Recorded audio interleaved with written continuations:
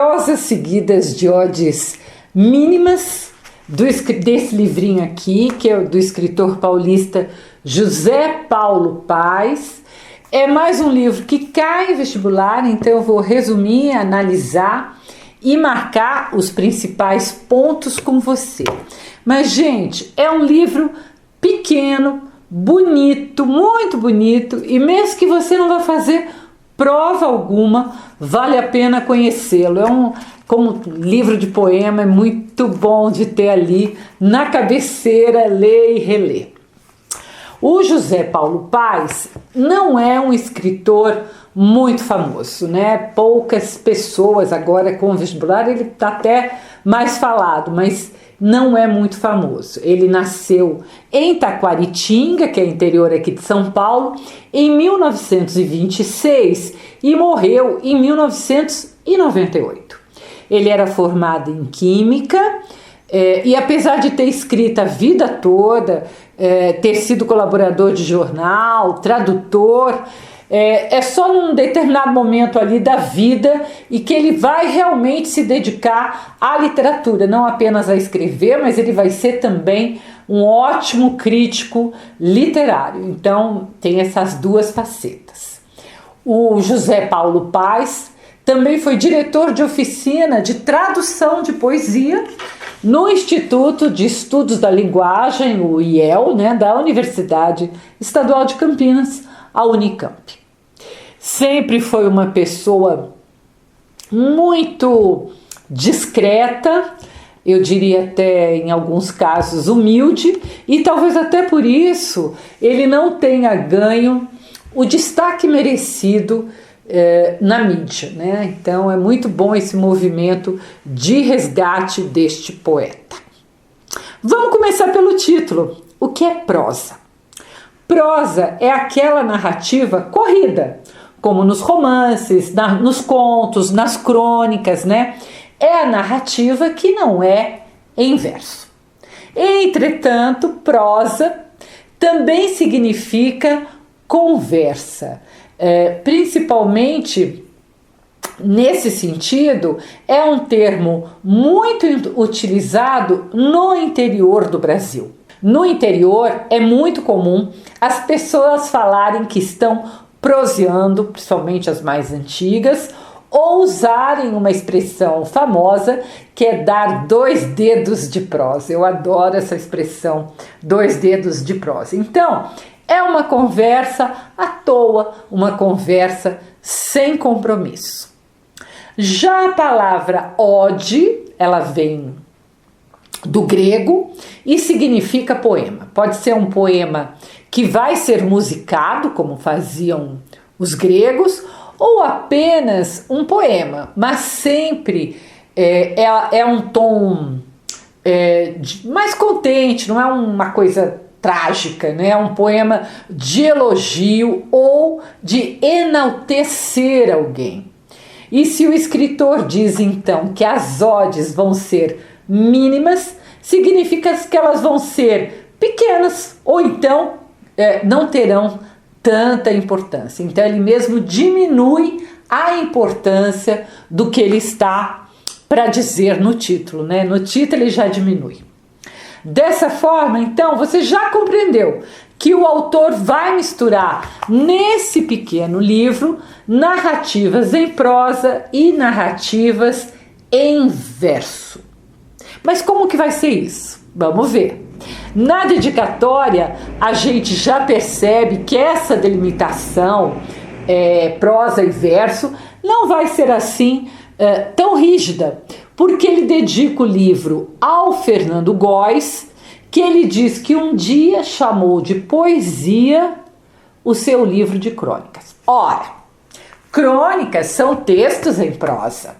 Posso até dizer que são textos, algumas crônicas são textos mais poéticos, mas não são poemas. Ou seja, com esta dedicatória, o autor está nos dizendo que nem tudo precisa ser classificado ou rígido em literatura, principalmente então em relação à forma, poema, verso e prosa. Além disso, ainda em relação à forma, você vai encontrar muitas experimentações nesse livro. O poeta russo Mayakovsky, ele dizia, abre aspas, não há poesia revolucionária sem forma revolucionária, fecha aspas. E é essa experimentação de não seguir regras rígidas quanto à forma, essa revolução vai contagiar muitos poetas do século XX, do início do século XX, muitos poetas brasileiros e também o José Paulo Paes. Então ele vai dividir o livro em duas partes. A primeira parte do livro é chamada de prosa e a segunda de odes. Mesmo na primeira parte, mesmo que você considere alguns textos como prosa, são prosas poéticas e outros são claramente poemas, tá? Entretanto, você não vai encontrar nesses poemas rima ou métrica, são poemas livres e apenas em alguns textos, usando ou uma palavra ou uma expressão repetidamente, você vai encontrar aquilo que a gente chama de ritmo, que é próprio dos poemas, né? Os poemas normalmente usam a repetição, porque quando você lê em voz alta, aquilo dá ritmo. Uma marca comum entre os textos, nas duas partes, é que em sua maioria são textos que vão falar de coisas absolutamente comuns, corriqueiras, coisas do nosso dia a dia e, claro, do dia a dia do poeta José Paulo Paes. Na primeira parte, os temas vão ser referentes à sua vida, à biografia do escritor. Então, vão falar de fatos, de pessoas e até de coisas da sua infância, da sua família ou que marcaram de alguma forma a sua vida. É o que nós chamamos de temas mais intimistas, porque se refere ao nosso íntimo, ou existencialistas. Entretanto, ironicamente, ele não começa com seus antepassados, seu nascimento ou sua infância, mas com um poema chamado Escolha de Túmulo, ou seja, ele começa com a morte, né? Túmulo tá ligado à morte. Mas repare que, apesar desse título, ele usa palavras que indicam começo, como matinais, que é o começo do dia, galo, que está no começo do dia, nova infância, que está no começo da vida, e vai terminar esse poema dizendo que naquele túmulo o poeta repousa. Ora, repousa não é o mesmo de dizer que se morreu. E ele ainda acrescenta que um voo termina e outro começa. Ou seja, o homem morre, mas o poeta nasce para a eternidade. Então eu gosto bastante desse primeiro poema que abre essa perspectiva de morte que não termina, tá? Quero novamente chamar sua atenção para a forma, pois é um poema com estrofes de 2 versos que tem ritmo. Em virtude da repetição, ele vai repetir a palavra onde, né? Então ele vai dizer: onde os cavalos do sono batem cascos matinais, onde o mundo se entreabre em casa, pomar e galo, onde no espelho duplicam-se e assim por diante. Então, ironicamente, aquela parte que ele chamou de prosa, logo no início ele vai se rebelar e vai começar por um poema, ou seja, em forma de verso. O que ele já avisou que ele ia fazer na hora da dedicatória, como fez o seu amigo ao chamar de crônica poesia. Você pode até fazer um exercício e colocar em texto corrido, em prosa, vários desses textos dessa primeira parte. E vai reparar que isso é possível. Alguns ele coloca, inclusive, separando apenas os parágrafos, mas nitidamente são crônicas, são um tipo de prosa. Mas ele mistura com poemas e não está muito preocupado, né? Ele está nos dizendo que a forma não é tão importante, ou que qualquer forma é válida para se dizer o que se pretende. E a prosa, não vamos esquecer, que ela pode estar no sentido figurado, no sentido de uma conversa com nós leitores, uma conversa sem importância, como eu mencionei logo lá no início. Os textos da primeira parte vão falar da sua adolescência, de seu pai ausente, do seu avô, que ele nomeia pelas iniciais JV, um gráfico que teve muita influência em sua escolha pela literatura, de sua avó, Dona Zizinha, que lhe contava muitas histórias, de sua filha chamada Glaura, que morreu recém-nascida.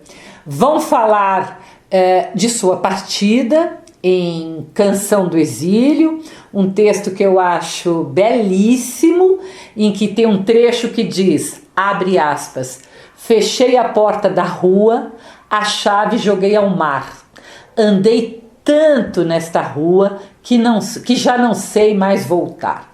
Repare, né, que é uma coisa que acontece muito. Em um primeiro momento parece que a gente deliberadamente quer ir e não mais voltar, mas num segundo momento a gente percebe que a gente até quer, mas não sabe como voltar. Gosto demais desse trecho, acho muito bonito. Outros textos vão fazer referências a pessoas comuns que fizeram parte da vida ali do poeta, né? Como um empregado da tipografia do seu avô, ou então os loucos que toda cidade do interior parece que tem e parece que cultivam com carinho esses seus loucos, mas também vão falar de outros escritores. E aí eu quero chamar a sua atenção para Prosa para Miramar, é o título, Prosa para Miramar, que para mim é um dos textos mais difíceis, porque faz referência a Oswald de Andrade e às lembranças do José Paulo Paes na convivência com o Oswald. E você precisa ter um repertório bom sobre o escritor e a obra do Oswald para entender todos os cruzamentos e alusões que o José Paulo Paes faz. O próprio título, vamos lembrar que Miramar é uma alusão ao romance Memórias Sentimentais de João Miramar, que é um livro do Oswald. E aqui um exemplo claro, então, de intertextualidade. Ele vai buscar em outro texto e coloca no seu próprio texto. Perceba que o José Paulo Paes jamais nomeia Oswald. Vai chamar o tempo todo apenas por ele, mas vai deixando dicas para que possamos identificar de quem ele está falando. Desde o título, como eu já comentei, até dizer, por exemplo, que frequentou Nonet. Nonet, para quem não sabe, era o apelido de um dos filhos de Oswald de Andrade. O José Paulo Paes diz que para Oswald ele era apenas um poetinha da Jeunesse dorée, da Juventude Dourada, né? Um talento sem dor, né? Então você precisava ter dor para poder escrever, mesmo que você tivesse talento. Por outro lado, também na visão do José Paulo Paes, o Oswald era um velho piaga de uma tribo definitivamente morta. Ele escreve isso. E de que tribo ele está falando? Ora, dos modernistas que fizeram a Semana de Arte Moderna de 22. O Oswald era um dos mais importantes ali da Semana de Arte Moderna de 22. E o José Paulo Paes completa ainda, que diz que vamos carregar os ossos dessa tribo por muito tempo. Claro, até hoje nossa literatura sofre a influência modernista e o autor admite essa influência em sua própria obra, tá? Então, é a influência modernista. Ao final, ele diz que viu Oswald na estreia da peça O Rei da Vela no Teatro Oficina. Claro que isso era impossível, pois o Rei da Vela estreou em 1967 pela primeira vez. E o seu autor nunca viu em cena, porque o Oswald de Andrade havia morrido bem antes, em 1954. E aqui, mais uma vez, ele está falando da imortalidade do escritor através da sua obra, o que já havia aparecido no primeiro texto. E como que ele fala dessa imortalidade? Ao comentar que o público estava comendo o biscoito fino que Oswald amassara para o futuro. E mais uma vez aqui ele está usando de intertextualidade. Por quê? Porque ainda em vida o Oswald de Andrade dissera, abre aspas, a massa ainda comerá o biscoito fino que eu fabrico, fecha aspas, se referindo, claro, à aceitação das massas enquanto povo, né, que um dia aconteceria em um futuro de sua obra, que ele considerava uma coisa muito boa, né? Ele considerava a sua obra um biscoito fino. Eu chamo a sua atenção também para o último texto que encerra essa primeira parte, chama-se Ceia, esse texto, e ele utiliza a linguagem figurada comparando a comida à literatura. O processo de cozinhar ao processo de escrever. E como o título é ceia, uma coisa que acontece normalmente no fim da noite, traz a ideia de última refeição, eu acho que é exatamente por isso que ele está nesse lugar de encerrar a primeira parte. Diz o poema, para não se desculpar da modéstia da comida, porque o escritor tinha oferecido o que ele tinha de melhor, né? E que ao fazer isso, o escritor e seu primeiro leitor, gente, quem é o primeiro leitor de um escritor? É ele mesmo, tá? Então ele diz que o escritor e seu primeiro leitor estão quites, ou seja, é um balanço positivo da sua literatura. É muito comum escritores, pessoas que escrevem, né, falarem sobre o ofício da escrita. Mas eu acredito que aquele foi muito original.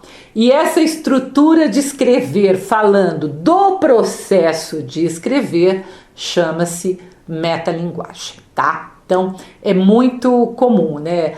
O escritor está sempre muito angustiado se o que ele escreve é o suficiente, se é bom, se não é.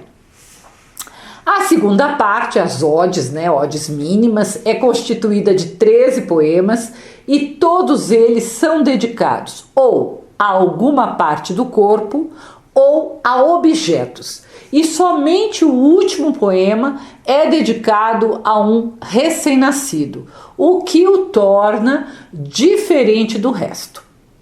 Como eu disse antes, são odes no sentido de enaltecer ou elogiar. Por isso, todos são dedicados a alguma coisa. Repare sempre que há crase, né? Se for feminina a palavra, claro que vem depois, ou então uau, né? Entretanto, diferentemente dos gregos, as odes de José Paulo Paes são dedicadas a coisas absolutamente comuns, coisas do cotidiano. Entretanto, logo de cara, o primeiro poema dessa segunda parte é uma grande ironia.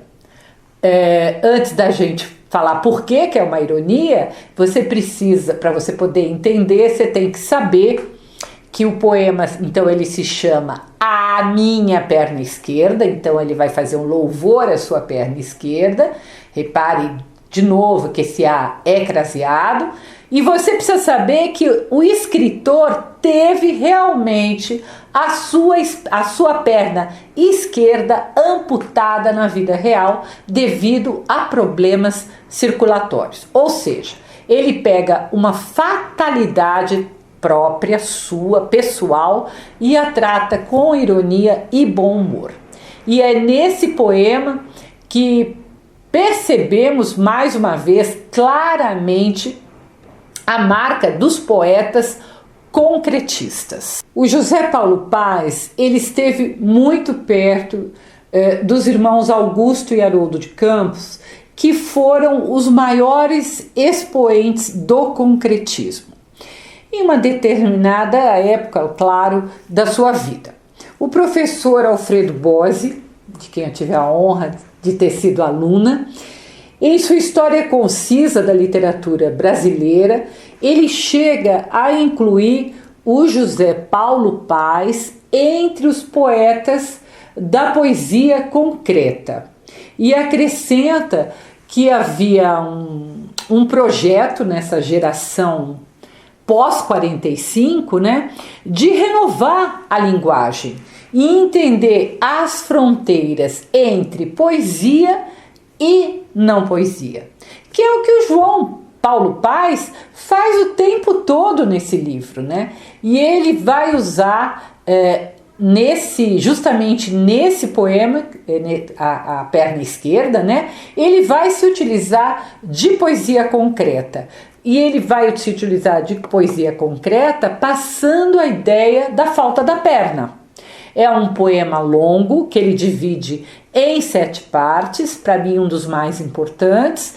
E repare, está aparecendo a imagem aqui ao lado, que logo no começo, na parte 2, quando ele diz que desce, as palavras também descem.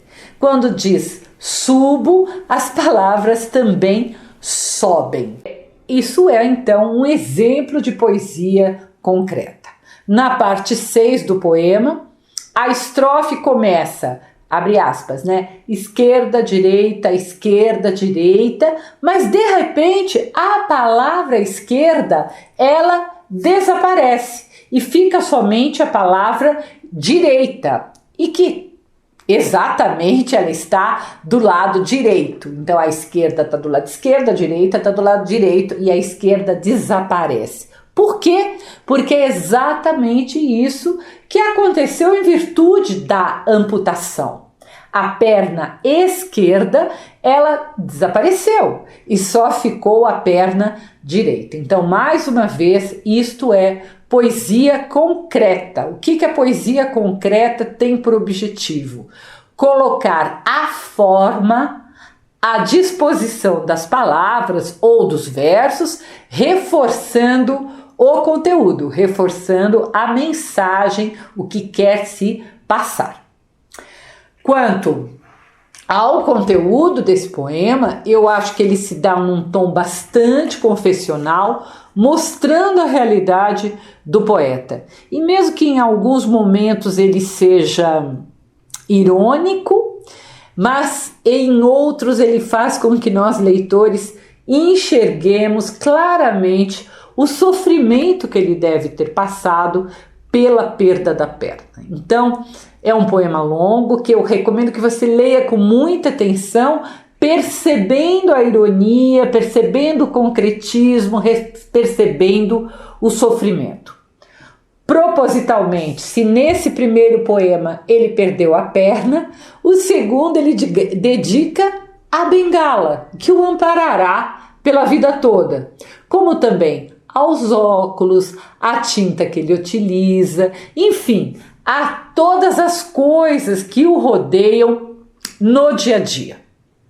Como eu disse antes, somente o último poema, que encerra a segunda parte, também encerra o livro, né? É um poema um pouco diferente, pois ele é dedicado a um recém-nascido. Percebam, não é um recém-nascido definido, porque ele usa o artigo indefinido um, ele não diz o recém-nascido, ele diz um recém-nascido. Então, é um recém-nascido qualquer, que ele diz filho de um homem, filho de uma mulher, filho da fome e filho de Deus. Então, resumindo, o que eu quero marcar com você é que você não pode esquecer. A ironia e o humor marcam toda a obra do escritor e principalmente esse livro. Você vai perceber que ele usa constantemente algumas figuras de linguagem, como metáforas, alegorias, repetições, e a forma dos textos é marcada pela experimentação e pela concisão. Concisão, ou seja, usar apenas as palavras que sejam imprescindíveis, né? Não ficar colocando palavra além do que precisa. E isso, essa concisão, ela está relacionada a epigrama. Vamos lembrar o que é um epigrama. Epigrama é aquele pequeno texto que os gregos colocavam nos monumentos ou túmulos, rememorando, explicando o feito daquela pessoa. Mas epigrama também pode ser qualquer verso com sentido mordaz. Nesse sentido, nós podemos falar que a narrativa JPP, do João Paulo Paes, neste livro também é epigramática. Lembrem dessa palavra. Essa mesma economia de palavras e de temas identifica o poeta como sendo minimalista, ou seja, aquele ou aquilo que se atém ao mínimo. Então, olha o que eu usei aí, minimalista e literatura epigramática. O escritor é pós-modernista porque ele vem depois da terceira geração dos modernistas, que é a geração de 45. Porque, apesar de já estar escrevendo em 45, ele tinha, se não me engano, 19 anos, a maior parte da sua obra é construída depois e sem todas as características que marcaram a geração de 45. Entretanto, ele mesmo admite, ele sofre bastante a influência modernista, como nós vimos naquele texto dedicado a Oswald de Andrade, tá? Então, isso é importante, você não pode esquecer. Se a ironia e o bom humor prevalecem no livro, também há poemas em que é possível perceber o sofrimento, seja pela perda da perna, seja pelo pai ausente, e também pela dedicação, ou a filha ausente que morreu, né? Mas também pela dedicação ao processo criativo da poesia, que tão frequentemente angustia os poetas, os artistas em geral. Algo que é relevante é que o poema que abre o livro fala de morte, de túmulo. E o poema que fecha o livro fala de recém-nascido, ou seja, fala de vida.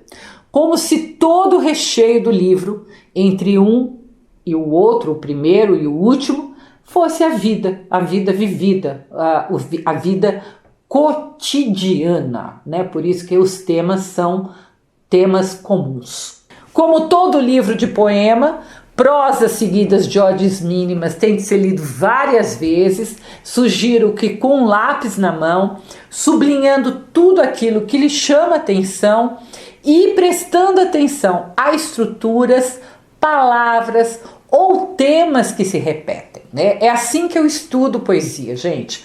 É muito importante você ir marcando para perceber aquilo que é recorrente. Não se esqueça de deixar seu like, seu comentário, de se inscrever no canal. Os livros obrigatórios, eles estão divididos em playlists, chamadas livros Unicamp, livros FUVEST, livros UFPR, né, a sigla da Universidade Federal do Paraná, e assim por diante, tá? Não deixe de rever esse vídeo e todos os outros nas vésperas do vestibular. E se você quiser conhecer as minhas crônicas, me deixa muito feliz. Eu as publico todas as terças-feiras no meu site www.miriambevilacqua.com.br. Até o próximo vídeo.